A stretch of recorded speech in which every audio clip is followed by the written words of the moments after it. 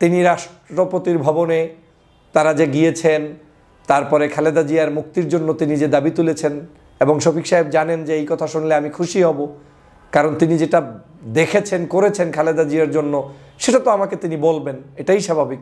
দেশনেত্রী খালেদা জিয়ার মুক্তির জন্য উনি সেখানে সর্বাগ্রে ভূমিকা পালন করেছেন, বলেছেন যে তাকে মুক্তি দিতে হবে। প্রেসিডেন্ট তখন নাকি প্রশ্ন তুলেছিলেন, মানে আমার শব্দচয়নে ভুল হতে পারে, যে কিভাবে কোন প্রক্রিয়ায়, তখন নাকি তিনি এইভাবেই বলেছিলেন যে প্রক্রিয়ায় আমরা এখন কথা বলছি কিংবা দেশ শাসন করার জন্য বসেছি, সেম প্রক্রিয়ায় তাকে মুক্তি দিয়েই দিতে হবে।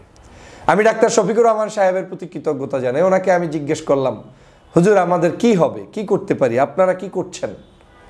উনি বললেন বাংলাদেশে একটি বিপ্লব হতে হবে।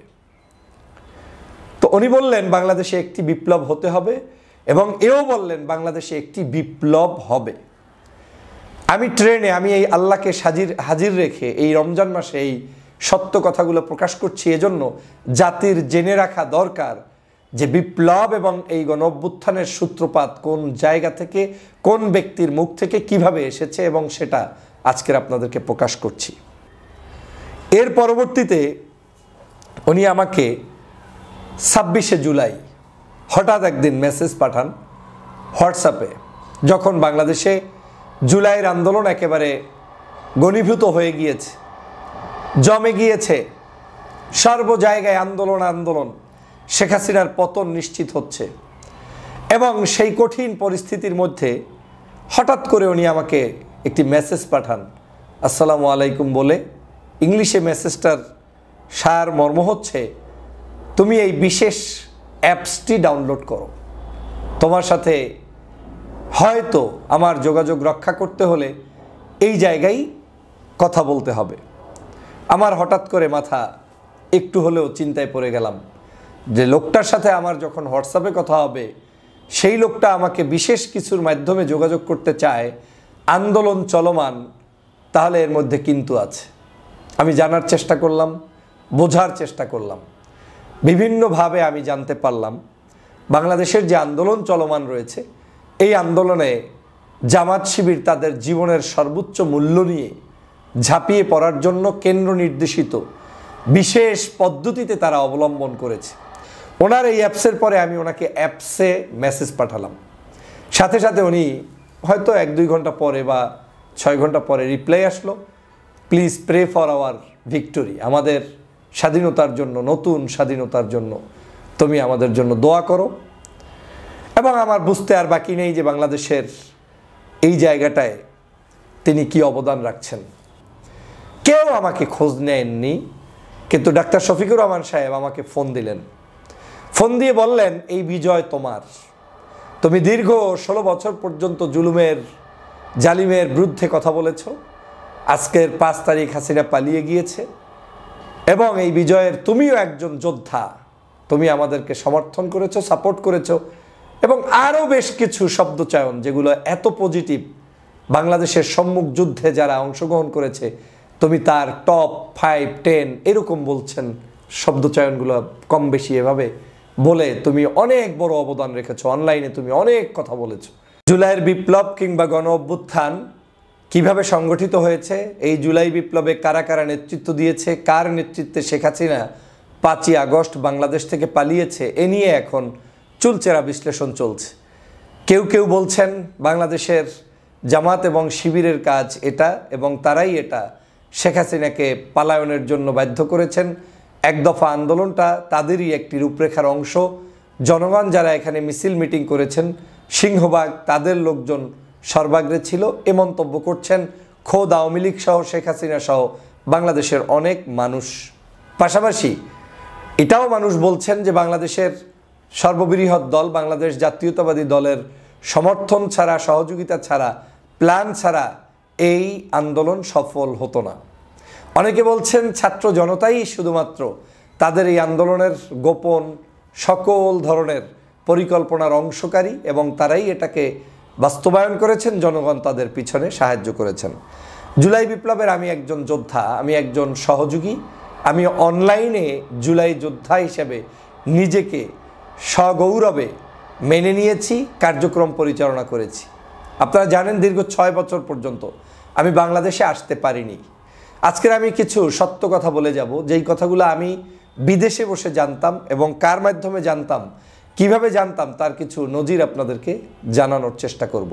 এই জুলাই বিপ্লবের অবদান বাংলাদেশের জামাত শিবিরের কিংবা অন্য রাজনৈতিক দলগুলোর যেটা আছে তার বাহিরেও যে ব্যক্তি জামাত শিবিরের মূল নেতা ডাক্তার শফিকুর রহমান, ওনার কি অবদান কিভাবে থাকতে পারে সেটা আমি একটু বর্ণনা করতে পারি।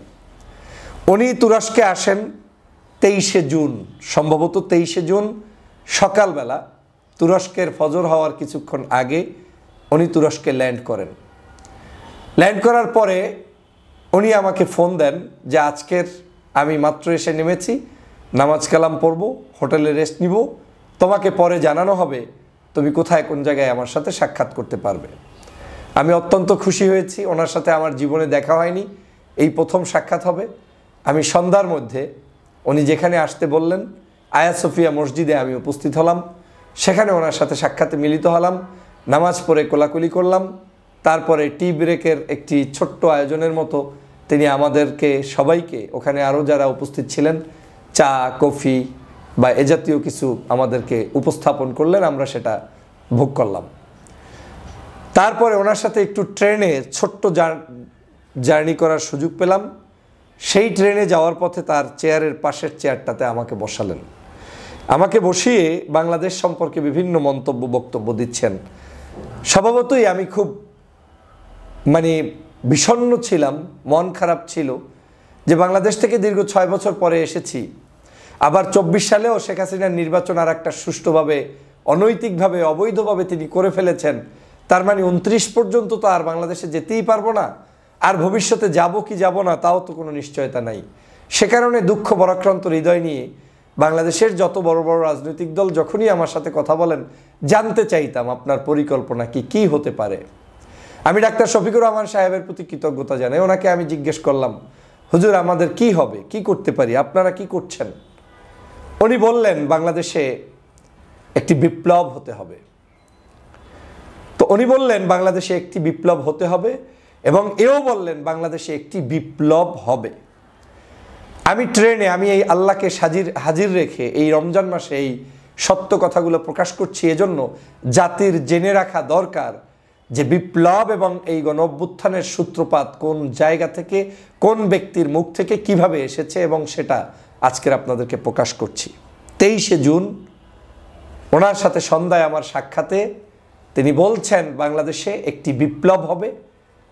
আমি তখন মনে মনে হাসলাম এজন্য, আমরা যারা ইসলামিক বাংলাদেশে রাজনৈতিক দলগুলোর সাথে সম্পৃক্ত থেকে রাজনীতি করছে, সবারই একটি চিন্তা থাকে বিপ্লব হবে, ইসলামী বিপ্লব হবে, হুকুমত হবে, দিন কায়েম হবে, ধর্মভিত্তিক বহু বক্তব্য থাকে। তো সেই শব্দ চয়নের জায়গা থেকে আমিরে জামাত হয়তো বলেছেন একটি বিপ্লব হবে। তারপরে উনি শ্রদ্ধেয় ব্যক্তিত্ব, আমি চুপ করে শুনলাম, জানতে চাইলাম বিপ্লব কিভাবে হবে। বলে হবে, যে কোনো উপায়ে হবে, মানুষ জেগে উঠবে, সবাই মিলে সম্মিলিত প্রচেষ্টায় হবে, তবে সেটা হয়ে যাবে। এই বিপ্লবের জন্য প্রস্তুতি গ্রহণ করো। আমি ওনার এই বক্তব্যগুলো শুনে কিছুটা আশান্বিত হলাম এবং আমি ওনার সফর সম্পর্কে কিছুটা অবগত হলাম। যদি আমি মিস্টেক না করি, উনি বাংলাদেশের এই রাজনৈতিক পট পরিবর্তনের অংশ হিসাবে উনি যে মুখ্য ভূমিকা পালন করেছে তার কিছু ইঙ্গিত তার এই বক্তব্যে পেয়ে যাই। উনি কয়েকটি রাষ্ট্র, উল্লেখযোগ্য পরাশক্তির কয়েকটি রাষ্ট্র তখন ভিজিট করেন, যেটা আমি জানি, এবং তুরস্কের পরেই এই ভিজিটগুলো সম্পন্ন হয়। তাহলে ওনার ভিজিটগুলো সম্পন্ন হয় 23শে জুনের পরে। বাংলাদেশে জুলাইয়ের আন্দোলন শুরু হয়ে যায় 23শে জুনের পরে। আর আমার সাথে, তার সাথে সম্ভবত 24 অথবা 25শে জুন কথা হয়। তিনি যখন তুরস্ক থেকে চলে যাবেন 25শে জুন সম্ভবত বা 26শে জুন, এরকম একটি সময় ফোনে আবার কথা হয়। তিনি বলেন ফোনে কন্ট্যাক্ট থাকবে, যোগাযোগ রাখিও। এর পরবর্তীতে উনি আমাকে 26শে জুলাই হঠাৎ একদিন মেসেজ পাঠান হোয়াটসঅ্যাপে, যখন বাংলাদেশে জুলাইয়ের আন্দোলন একেবারে ঘনীভূত হয়ে গিয়েছে, জমে গিয়েছে, সর্ব জায়গায় আন্দোলন আন্দোলন, শেখ হাসিনার পতন নিশ্চিত হচ্ছে। এবং সেই কঠিন পরিস্থিতির মধ্যে হঠাৎ করে উনি আমাকে একটি মেসেজ পাঠান, আসসালামু আলাইকুম বলে।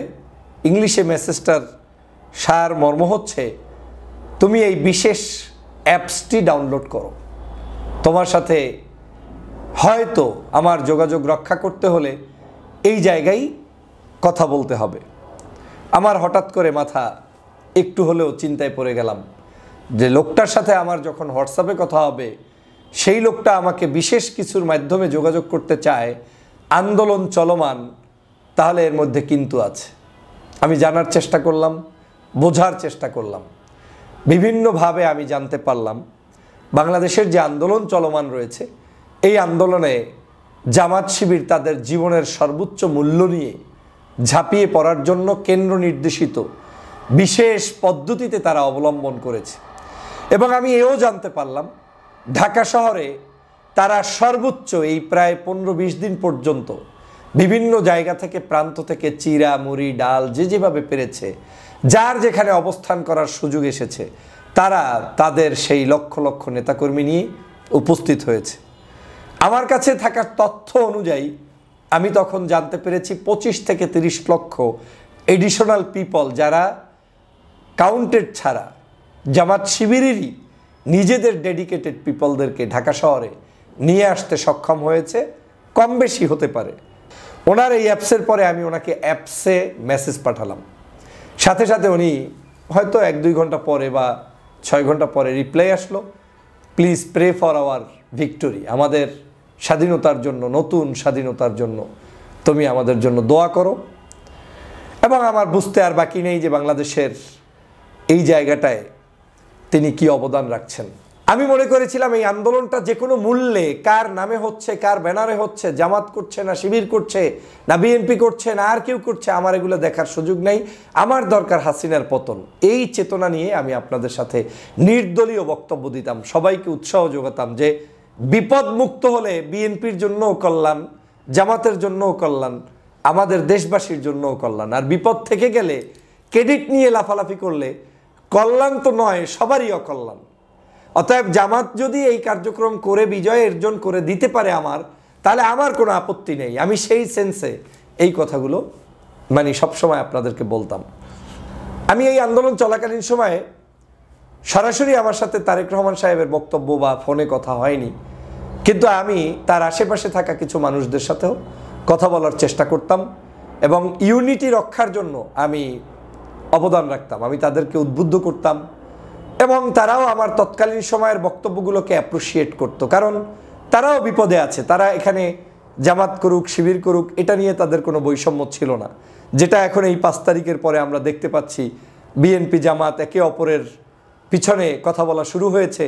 এবং তাতে কিঞ্চিত আমি বিড়ম্বনায় পড়েছি, কারণ আমি মজলুমের পক্ষে সবার জন্য ছিলাম, কিন্তু যখন 5 তারিখের পরে এখানে আবার নতুন করে কেমন কেমন কথাবার্তা শুরু হয়েছে, তখন আমাকে মজলুমের পক্ষে থাকতে গিয়ে অনেক ট্যাগিংয়ের শিকার হতে হচ্ছে। হঠাৎ আমি একদিন আবার এই ইন্টারনেট বন্ধ, যে কোনো মূল্যে বাংলাদেশের কার্যক্রম চলছে, আমার দৃঢ় বিশ্বাস ছিল যে শফিক সাহেব আমার খোঁজ রাখছেন, যে কোনো বিপদে আপদে তিনি অবশ্যই কোনো না কোনো সিগন্যাল আমাকে দিবেন, আমি অপেক্ষায় থাকতাম, কিন্তু আমার কার্যক্রম আমি চলমান রাখতাম। অন্যদিকে বিএনপি জামাত তাদের সকলের পেজগুলোকে অবজার্ভ করার চেষ্টা করতাম। শফিক সাহেবের মেসেজ এবং জামাতের পেজের বক্তব্যগুলো, সমন্বয়কদের বক্তব্যগুলো সিমিলার হচ্ছে কিনা, বিএনপির বক্তব্যগুলো সেম আসতেছে কিনা, এটাকে আমি নিজে একটা পিকচার নিজের সামনে দাঁড় করাতাম। আমি ম্যাক্সিমাম ক্ষেত্রে আমিরের কথোপকথনের স্টাইল, জামাতের কিছু বড় ভাইদের বক্তব্য, ফেসবুকে পোস্ট, মানুষের অবস্থান, বিভিন্ন জায়গায় অবস্থান এবং সমন্বয়কদের সিমিলার পেতাম। তখন আমার কাছে মনে হতো যে এটা একটা বিশেষ পদ্ধতিতে সাজানো কার্যক্রম চলছে। এমনও হতে পারে যারা আন্দোলনের মূল জায়গায় এসে নেতৃত্বের একে আছে, হয়তো তিনি অনেক কিছু বুঝবেন না, কিন্তু ব্যাকআপটা জামাত শিবির দিচ্ছে, এটা আমার ধারণা তৈরি হয়ে গিয়েছিল এবং এখনও এই ধারণাটা আমি পোষণ করি, কোনো সন্দেহ নেই। কারণ মিথ্যা ইতিহাস বলে তো লাভ নেই, যেটা সত্য সেটা জাতিকে জানাতে হবে। 6 তারিখে বাংলাদেশের 5 তারিখ তুরস্কে গভীর রাত, মানে আপনি এটা 6 তারিখ বলতে পারেন, 12টার পরে যেহেতু কল দিয়েছে, মানে 5 তারিখ রাতেই আর কি আমাকে হঠাৎ করে ডাক্তার শফিকুর রহমান সাহেবের একটা ফোন পেলাম এবং নিজেকে ভীষণ আনন্দিত মনে করলাম। আমি ভাবতেও পারি নাই তিনি আমাকে ফোন দিয়ে আমার প্রতি কৃতজ্ঞতা জানাবেন। আমি সত্যি আজকের জাতির কাছে এটা বলতে বাধ্য হচ্ছি যে কেন তিনি আমাকে এই ফোনটা দিয়ে যে স্বীকৃতিটা দিলেন, এটা আল্লাহর দরবারে দোয়া করা ছাড়া এর আর বড় কোনো প্রাপ্তি কিংবা তার জন্য দোয়া করার আর কোনো অপশন আমার হাতে নেই, তাকে দেওয়ার কিছু নেই। কেউ আমাকে খোঁজ নেননি, কিন্তু ডাক্তার শফিকুর রহমান সাহেব আমাকে ফোন দিলেন। ফোন দিয়ে বললেন, এই বিজয় তোমার। তুমি দীর্ঘ 16 বছর পর্যন্ত জুলুমের জালিমের বিরুদ্ধে কথা বলেছ। আজকের 5 তারিখ হাসিনা পালিয়ে গিয়েছে এবং এই বিজয়ের তুমিও একজন যোদ্ধা। তুমি আমাদেরকে সমর্থন করেছো, সাপোর্ট করেছো এবং আরও বেশ কিছু শব্দচয়ন যেগুলো এত পজিটিভ। বাংলাদেশের সম্মুখ যুদ্ধে যারা অংশগ্রহণ করেছে তুমি তার টপ 5, 10 এরকম বলছেন শব্দচয়নগুলো কম বেশি এভাবে বলে তুমি অনেক বড় অবদান রেখেছো। অনলাইনে তুমি অনেক কথা বলেছো। তিনি রাষ্ট্রপতির ভবনে তারা যে গিয়েছেন, তারপরে খালেদা জিয়ার মুক্তির জন্য তিনি যে দাবি তুলেছেন, এবং শফিক সাহেব জানেন যে এই কথা শুনলে আমি খুশি হব, কারণ তিনি যেটা দেখেছেন করেছেন খালেদা জিয়ার জন্য সেটা তো আমাকে তিনি বলবেন, এটাই স্বাভাবিক। দেশনেত্রী খালেদা জিয়ার মুক্তির জন্য উনি সেখানে সর্বাগ্রে ভূমিকা পালন করেছেন, বলেছেন যে তাকে মুক্তি দিতে হবে। প্রেসিডেন্ট তখন নাকি প্রশ্ন তুলেছিলেন, মানে আমার শব্দচয়নে ভুল হতে পারে, যে কিভাবে কোন প্রক্রিয়ায়, তখন নাকি তিনি এইভাবেই বলেছিলেন যে যে প্রক্রিয়ায় আমরা এখন কথা বলছি কিংবা দেশ শাসন করার জন্য বসেছি, সেম প্রক্রিয়ায় তাকে মুক্তি দিয়েই দিতে হবে। এবং একদিনের মধ্যেই আপনারা দেখেছেন খালেদা জিয়ার মুক্তির বিষয়টি জাতির কাছে চলে এসেছে। আমি সেজন্য ডাক্তার শফিকুর রহমান সাহেবের প্রতি কৃতজ্ঞতা জানাই। ওনার ওই 5 তারিখ রাতের কৃতজ্ঞ মেসেজের মধ্যে আমি একটু ইনকোয়ারি করার চেষ্টা করি। আমি জানার চেষ্টা করি, হুজুর আপনার এই আজকের আন্দোলন সংগ্রাম তো করলেন, অনেক কষ্ট করলেন, কিভাবে কি হলো না হলো। সংক্ষিপ্ত বক্তব্যে যেটা হলো, ফয়জুল তুমি তো সব কিছুই বোঝো, এখানে আমরা চাইলে আমাদের সংগঠনের নাম কিংবা আমাদের ছেলেদের নাম আগে প্রকাশ করে হয়তো দিতে পারতাম, কিন্তু একটি বিজয় অর্জনের জন্য অনেক স্যাক্রিফাইস করতে হয়। আমরা জামাত নির্যাতিত হয়েছি, আমাদের দল বন্ধ করে দেওয়া হয়েছে, কিন্তু তাই বলে তো আমি আমার এই দলকে শুধুমাত্র সামনে প্রমোট করে জাতীয় ঐক্য বিনষ্ট করতে পারি না। আমরা আমাদের সব কিছু ঝেড়ে দিয়ে আমাদের সকলের সিদ্ধান্ত মোতাবেক আমরা এটাকে জাতীয় ঐক্যে রূপান্তরিত করেছি। আমরা এখানে ক্রেডিট নিতে চাইনি, কিন্তু এর সমস্ত জায়গায় আমাদের ছেলেপেলে কিভাবে কোথায় কাজ করেছে, ফয়জুল এটা তুমি তো ভালোই বুঝতে জানো, এবং এটা আমাদের পরিকল্পনায় হয়েছে। এই শব্দগুলো আমি যা বললাম কম বলা হয়েছে, কারণ অনেক শব্দ আমি চাইলেও আপনাদেরকে শেয়ার করতে পারবো না। আমি সেদিন ফেস দ্য পিপলের টকশোতে, পরের দিন সম্ভবত 5 তারিখেও আমার টকশো হয়েছে, এর পরের দিনও 2-1 দিনের মধ্যে টকশো হয়েছে। আমি ওখানে ইতিহাসের সাক্ষী হিসাবে ডাক্তার শফিকুর রহমান সাহেবের নাম উচ্চারণ করেছিলাম, বিএনপির জনাব তারেক রহমানের নাম উচ্চারণ করেছিলাম, অন্য দলের সবার কথা বলেছিলাম, কিন্তু শফিক সাহেবের কথাটা আমি যেহেতু 1 to 1 জানি, আমাকে যেহেতু সরাসরি কথা হয়েছে, আমি তার নাম উচ্চারণ করেছি।